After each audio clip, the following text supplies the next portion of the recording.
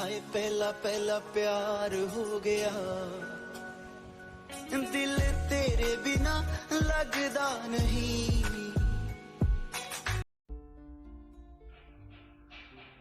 നമുക്കിന്ന് ഏലത്തോട്ടത്തിൻ്റെ കുറേ വിശേഷങ്ങൾ പങ്കുവെക്കാം.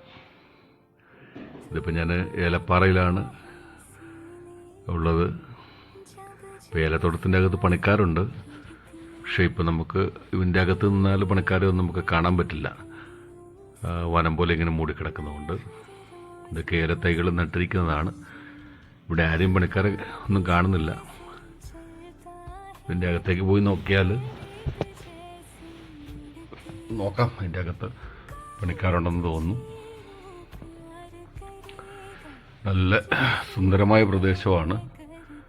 ഇവിടെ നിന്നങ്ങ് നോക്കുകയാണെങ്കിൽ നല്ല കാഴ്ചകളൊക്കെ ഇങ്ങനെ കാണാൻ പറ്റുന്നുണ്ട്. ഇത് ഏലത്തൈ പുതിയത് നട്ടിരിക്കുന്നതാണ്. പഴയത് പറിച്ചു കളഞ്ഞിട്ട് പുതിയതായിട്ട് ഒരു തട്ട പ്ലാന്റ് ചെയ്തിരിക്കുന്നതാണ്. ഇങ്ങനെ വനപ്രദേശം പോലെയാണത് കാണാൻ പറ്റുക. ഏടുതൂർന്ന മരങ്ങളും നല്ല തണുത്ത കാലാവസ്ഥയും ചെറിയ കാറ്റും ഒക്കെ ആയിട്ട് നല്ല രസകരമായ അന്തരീക്ഷം. ഇപ്പോൾ രാവിലെ ഒരു 9 മണിയായിട്ടേ ഉള്ളൂ. പിന്നെ കുറേ വിറകുകളൊക്കെ ഒട്ടി ശേഖരിച്ച് വെച്ചിരിക്കുന്ന കാണാൻ റോഡിൽ കൂടെയൊക്കെ. അതല്ല, ഈ മരങ്ങളുടെ ഷെയ്ഡ് ഒതുക്കുന്നതിൻ്റെ ഭാഗമായിട്ട് വെട്ടി ഒതുക്കുന്ന ഭാഗങ്ങളാണ്. എങ്ങാകലെ ദൂരെയൊക്കെ കാണുന്ന പല സ്ഥലങ്ങളാണ്. പണിക്കാർ മെയിൻ്റനൻസിലാണ് തോട്ടത്തിൻ്റെ. ഇപ്പോൾ മഴക്കാലം കഴിഞ്ഞു, തോട്ടത്തിൽ ചെടികൾക്ക് മെയിൻ്റനൻസ് നടത്തുന്ന സമയമാണ്. പുതിയ ചെടികൾ വെക്കുകയും പഴയ തട്ടകളൊക്കെ വെട്ടിക്കളയുകയൊക്കെ ചെയ്ത് മെയിൻ്റെനൻസ് ചെയ്യുന്ന സമയമാണ്. ഇതൊരു നഴ്സറിയാണ്. നഴ്സറി എന്ന് പറഞ്ഞാൽ ഫ്രൂട്ട്സിൻ്റെ കുറേ തൈകളൊക്കെ പ്ലാന്റ് ചെയ്യാനായിട്ട് ആദ്യം ഇങ്ങനെ കൂടകളിൽ നിറച്ച് വെച്ച് വളർത്തിയെടുക്കും. അതിനകത്ത് പേര ഉണ്ട്, പേര, തൈവാൻ പേര, പിന്നെ ചോളമാണ്, റംബൂട്ടാനുണ്ട്. ഇങ്ങനെ പല തൈകളിങ്ങനെ വെച്ച് വേര് പിടിപ്പിച്ചതിന് ശേഷം എടുക്കും. ഇത് പണിക്കാരുടെ ഷെഡാണ്. പണിക്കാർ ഉത്സവയ്ക്ക് ഭക്ഷണം കഴിക്കുകയൊക്കെ ചെയ്യുന്ന ഒരു ഷെഡാണ്. പിന്നെ ഈ ടാങ്കുകളിലൊക്കെ നിറച്ച് വെച്ചിരിക്കുന്ന ഓരോരോ ജൈവവളങ്ങളാണ്. അത് ഓരോ സീസൺസ് വെച്ച് ഒഴിക്കും. ഇത് ലിച്ചിയോ ലോങ്കനോ അതുപോലെ ഏതോ ഒരു പ്ലാന്റാണ്.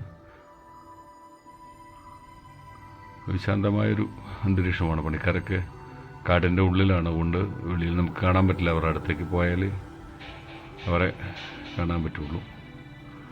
ഇനി നിൽക്കുന്നതൊക്കെ ഓറഞ്ച് മരങ്ങളാണ്. പക്ഷേ ഓറഞ്ച് കായുണ്ട്. പക്ഷെ പച്ചക്കളറിൽ കിടക്കുന്നതുകൊണ്ട്, പഴുത്തിട്ടില്ലാത്തതുകൊണ്ട് ഓറഞ്ച് ഇങ്ങനെ കാണാൻ പറ്റില്ല. ഓറഞ്ചിൻ്റെ സീസൺ കഴിഞ്ഞ് ഇനിയിപ്പോൾ കണ്ടമാനം കായൊന്നും ഉണ്ടാകില്ല. വളരെ കുറഞ്ഞ കായ്കളേ ഉള്ളൂ.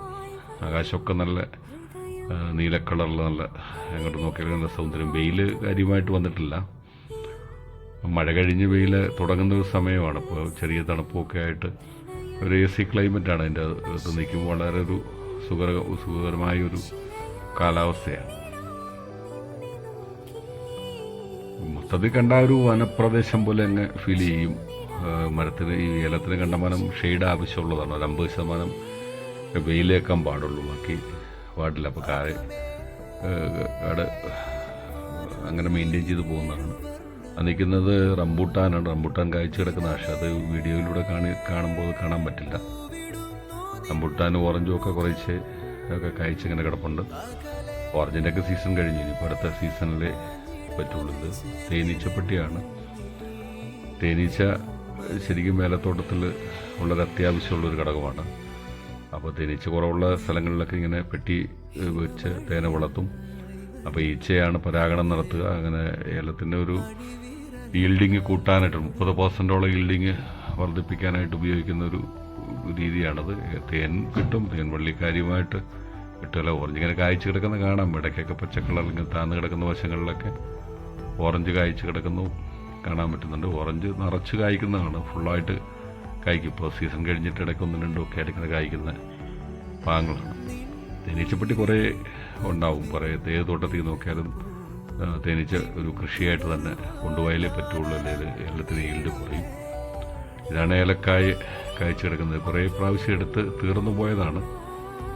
ഏലക്കായ എടുത്ത് കഴിഞ്ഞായിരുന്നു. പെണ്ണുങ്ങൾ ആണ് ഈ ഏലക്കായ എടുക്കുന്ന സ്ത്രീകളെ കൊണ്ടാണ്. ക്ഷമയുള്ള പണിയാണ്, അത് വളരെ ക്ഷമ വേണ്ട ഒരു പണിയാണ്. അപ്പം ഇങ്ങനെ ഒരു 10, 20, 30 പണിക്കാരുണ്ടാവും. അവരിങ്ങനെ നടന്നൊരു പ്രത്യേക ഒരു മറഞ്ഞു പോവുകയല്ലാത്ത സൈസ് ഒരു ഇരുമ്പിൻ്റെ ഒരു തൊട്ടിയാണ്.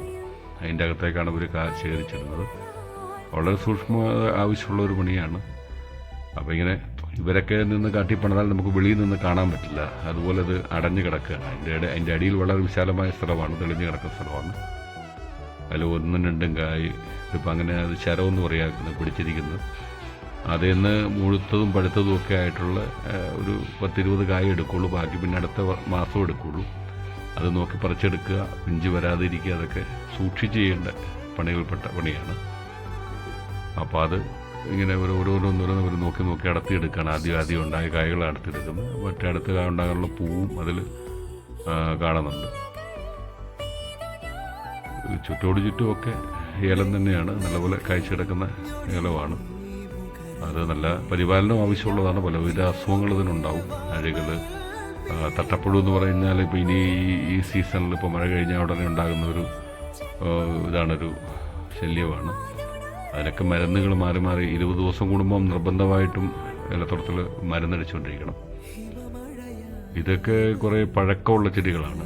ഈ ചെടികളൊക്കെയാണ് ഇപ്പോൾ ഇതിൽ വരുമ്പോൾ കായ് ഇങ്ങനെ കുറയും. ഈ ശരത്തിൽ നീളം കുറയും, കായ്ക്ക് വലിപ്പം കുറയും, പച്ചക്കളർ കുറയും. അതുകൊണ്ട് പുതിയ ചെടികൾ അതിന് ചേർത്ത് തന്നെ കുഴി കുത്തി ഒരു പുതിയ ചെടി വെക്കും. അത് 2 വർഷമാകുമ്പോൾ കായ്ക്കാൻ തുടങ്ങും. അപ്പോൾ ഈ ചെടി പറിച്ച് കളയും. ഇതാണ് ഏലത്തിൻ്റെ തട്ടാന്ന് പറയുന്നത്. ഇത് പഴയതാണ്, അത് പച്ചക്കളർ. ഇത് കാണുന്നത് പുതിയതാണ്. ഇതാണ് പറിച്ചു വെച്ച് നമ്മൾ പുതിയ പ്ലാന്റ് ഉണ്ടാക്കുന്നത്. അതൊരെണ്ണം പറിച്ചു വെച്ചിട്ട് ഒരു കമ്പ് കുത്തി വെച്ച് അത് മറിഞ്ഞു പോകാതെ ഒരു വർഷം കൊണ്ട് അത് ചെടിയായിട്ട് 10, 30, 40 ചിമ്പതിൽ നിന്നുണ്ടാവും. അടുത്ത വർഷമൊക്കെ അത് കായ്ക്കാൻ തുടങ്ങുള്ളൂ. ഇത് പണിക്ക് എല്ലാ സമയം ചൂടുവെള്ളമാണ് കുടിക്കാറ്. തണുത്ത കാലാവസ്ഥയായതുകൊണ്ട് അവർ കരിങ്ങാലി, തേയിലയൊക്കെ ഇട്ട് ചൂടുവെള്ളം ഇങ്ങനെ അനർത്തി അത് ചൂടാക്കി എപ്പോഴും ഇട്ടിരിക്കുക. അതാണ് അവർ ഉപയോഗിക്കുന്നത്. പണിക്കാർക്ക് വേണ്ടി ഉപയോഗിക്കുന്നതാണ് അവരുടെ ഷെഡും സംവിധാനങ്ങളൊക്കെയാണത്. അതിങ്ങനെ എല്ലാ സമയവും വെള്ളം ഇങ്ങനെ തിളപ്പിച്ച് കുടിച്ചുകൊണ്ടിരിക്കും. പിന്നെ ഫിൽറ്ററും ഇതിലൊക്കെ കൂടെയാണ്. വിഷമയം കൂടുതലുള്ള വെള്ളമാണ് മൊത്തത്തിലത്. എല്ലാം വളമൊക്കെ ഇടുന്നതുകൊണ്ട് ഫിൽറ്ററൊക്കെ വെച്ചിട്ടാണത് വെള്ളം ഉപയോഗിക്കുന്നത്. ഇതിപ്പോൾ ഇനി നല്ല ഒരു പ്രകൃതിയാണ് കാണാൻ. എങ്ങോട്ട് നോക്കിയാലും നല്ല ഭംഗിയുള്ള പ്രദേശമാണ്. ചുകലയൊക്കെ കാണുമ്പോൾ വളരെ ദൂരം നോക്കിയാൽ വളരെ ദൂരത്തേക്ക് ഇങ്ങനെ കാണാൻ പറ്റും. ചിലപ്പോൾ മഞ്ഞ് മൂടിക്കിടക്കും. ഇന്നിപ്പോൾ നല്ല തെളിഞ്ഞ കാലാവസ്ഥയായതുകൊണ്ട് നമുക്കത് കാണാൻ പറ്റുന്നുണ്ട്. പിന്നെ അതൊക്കെ പണിക്കാർ ഒത്തിരി ഉണ്ട്. നമുക്കത് വെളിയിൽ നിന്ന് കാണാൻ പറ്റില്ല. അതിൻ്റെ ഉള്ളിലേക്ക് നോക്കിയാലേ പണിക്കാരെ കാണാൻ പറ്റുള്ളൂ. അപ്പോൾ ഇനി 10 മണി 9:30-10 മണിയായി അവർക്ക് കാപ്പി കുടിക്കാൻ സമയമായി. അപ്പോൾ എടുത്ത് ഏലക്കായൊക്കെ ആയിട്ട് അത് കൊണ്ടുപോയി ഒരു ചാക്കിൽ കൊട്ടി സ്റ്റോർ ചെയ്ത് വെക്കും. അപ്പോൾ അങ്ങനെ പണിക്കാരെല്ലാം തന്നെ ഇനി അടുത്തൊരു ഭക്ഷണം കഴിക്കാനുള്ള സംവിധാനത്തിലേക്ക് പോവുക. ആദ്യം ഈ 10 മണി വരെ ഭക്ഷണം കഴിക്കുന്ന ഇതുവരെ എല്ലാം അവർ കൊണ്ടുപോയി അത് എടുത്തെല്ലാം ഒരു ചാക്കിൽ സ്റ്റോക്ക് ചെയ്തിട്ട് രണ്ടാമത് കൂട കാലിയാക്കി പിന്നെ രണ്ടാമതാണ് അവർ കായെടുക്കാനുള്ള ആരംഭം തുടങ്ങുന്നത്. കുറേ പണിക്കാരുണ്ടാവും. 10, 25, 30 ഒക്കെ കായുള്ളതുപോലെ ഓരോ തോട്ടങ്ങളിലും പണിക്കാർ ഉണ്ടാവും.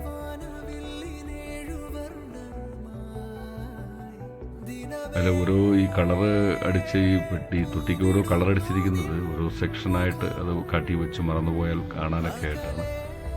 ഇതുവരിപ്പോൾ തൈ വെക്കുകയാണ്. ഏലത്തിൻ്റെ പുതിയ തൈ വെക്കുകയും ഒക്കെ ചെയ്യുന്ന അത് ആണുങ്ങളാണ് ചെയ്യുന്നത്. പെണ്ണുങ്ങളെല്ലാം ആണുങ്ങളുടെ ജോലിയാണത്. പെണ്ണുങ്ങൾ തൈ വെക്കാനോ അങ്ങനെയുള്ള മെയിൻ്റനൻസൊന്നും അവർക്ക് സാധിക്കില്ല. കട്ടിപ്പണിയാണ്. ഇതിപ്പം ഫോർക്ക്, അത് നമ്മൾ ഈ ഫ്രൂട്ട്സൊക്കെ കഴിക്കുന്ന പോലുള്ള ഫോർക്ക് എന്നാണ് ഇതിന് പറയുക. അത് ഈ ഈ മുള്ള് എന്ന് പറയും. അതിന് മണ്ണിൽ കുത്തി ഇറക്കി മണ്ണിളക്കി വിടുന്ന ഒരു ജോലിയാണത്. അതുകൊണ്ട് അതെല്ലാം ആണുങ്ങളാണ് ചെയ്യുക. എന്താണേലും എല്ലാ സമയവും ഏലത്തിൻ്റെ ചുവട്ടിൽ എന്തെങ്കിലുമൊക്കെ പണിയായിട്ടുണ്ടാവും. മഴ കഴിഞ്ഞ ഉടനെ ഇനിയിപ്പോൾ മുള്ള് ഇട്ടൊന്ന് ഇളക്കി വിടും. അപ്പോൾ പുതിയ വേര് പൊട്ടുകയും പുതിയ ചിമ്പടിക്കുകയൊക്കെ ചെയ്യും. എന്നാലും അത് ആ ചിമ്പാണ് അടുത്ത വർഷം കായ്ക്കേണ്ടത്. ഇങ്ങനെ മണ്ണ് കുത്തി ഇളക്കി ലൂസാക്കി വിടണം. അപ്പോൾ ചെറിയ ബലം കുറഞ്ഞ വേരുകളാണ് ഏലത്തിന് പൊതുവെ ഉള്ളത്. അതിന് ഇളക്കം ഉള്ള മണ്ണിലൂടെ മാത്രമേ നീർവാർച്ചയുള്ളതും ഇളക്കമുള്ള മണ്ണിൽ കൂടെ മാത്രമേ വേരങ്ങനെ വളരുള്ളൂ സമ്പുഷ്ടമായിട്ട്. ഇതുപോലെ കൊച്ചു തോടുകൾ ഒത്തിരി ഈ കാടുകളിലൊക്കെ ഉണ്ട്. എല്ലാ ഏലത്തോട്ടങ്ങളിലും ഉണ്ടാവും. വെള്ളം ഉള്ളിടത്തെ ഏലം കൃഷി ചെയ്യാൻ പറ്റുള്ളൂ. അപ്പം ഇങ്ങനെ ഇത് ഒരു പാറക്കെട്ട് പോലുള്ള സ്ഥലങ്ങളിൽ നിന്ന് ഇങ്ങനെ നല്ല ശുദ്ധമായ വെള്ളമാണ്.